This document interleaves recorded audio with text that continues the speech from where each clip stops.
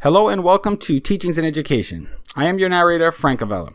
Here we're going to look at some of the best types of formative assessments that teachers can utilize in their classroom. One of the easiest ways to check for understanding is simply to ask the entire classroom, do you understand? Give me a thumbs up if you do and a thumbs down if you don't. It's that simple. Give me a thumbs up if you're ready and a thumbs down if you're not. Provide your students with some post-it notes. They can write a short summary of what they've learned or any questions they have, and they can post that note onto the bulletin board. As a teacher, you pull off those post-it notes, read them to the class, and answer the questions. Dipsticking is another moniker for students rating their understanding using their fingers. For example, if they master a topic, maybe they put up 3 fingers. If they somewhat mastered, they put up 2 fingers. If they put up 1 finger, they barely know. Exit tickets are a popular and well-known formative assessment. Students answer essential questions about the lesson on a small piece of paper and turn that paper into the teacher. Mini whiteboards are an excellent option for math teachers. Each student gets a mini whiteboard of their own with an expo marker and eraser. Teachers ask them to solve an equation and show the work on the whiteboards.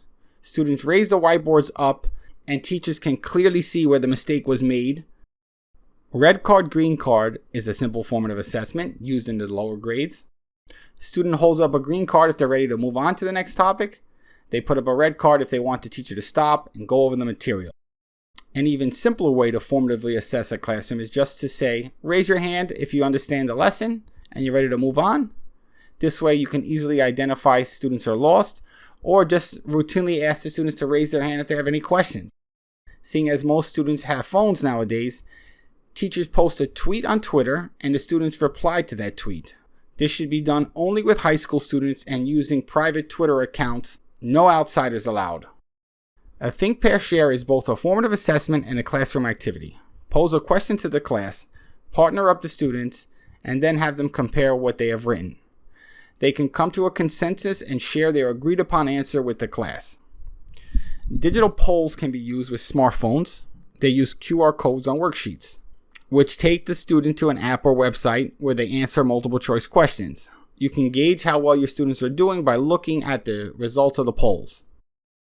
An even easier way is to have students send text messages to the teacher. Obviously, the teacher doesn't provide their own personal phone number. They use an email-linked phone number instead. Students simply text the teacher questions. Google Forms work best during virtual learning.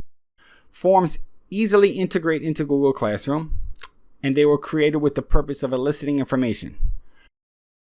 Journaling is another form of formative assessment. Students can write questions in their journal and reflect on their learning. Journaling is also very therapeutic for youngsters. Have students write about their lives. You'll get some serious insight into what they're going through. Give students graphic organizers to fill out at the end of the lesson. For example, students can compare and contrast a plant and animal cell. Cause and effect graphic organizers can be used for a history lesson. Continuing through the presentation, the next formative assessment is 2 roses, 1 thorn. Students get a piece of paper and they write down 2 things they liked about the lesson. 2 roses and 1 thing they don't understand, that's the thorn. Today there are many online games that can be used to formatively assess students and avoid having to give grades. Kahoot is very popular for many different subjects. Students must answer questions online and earn points. I like quizzes for math classes. 4 corners is used to stimulate student learning through movement and discussion. Students are posed a question and are required to walk over to one of the 4 corners in the classroom where responses are posted. The last method here is cold calling. Old school method. Teachers look across the room and they look at the students' faces and they can kind of just tell who's confused. At that point, you cold call the student by name and ask them what's going on, if they understand it. Give them a question. Anyway, right now I just want to say thank you for your time. Check the description for some resources for teachers. Don't forget to subscribe to this channel. Please like and share this video as well. Thank you.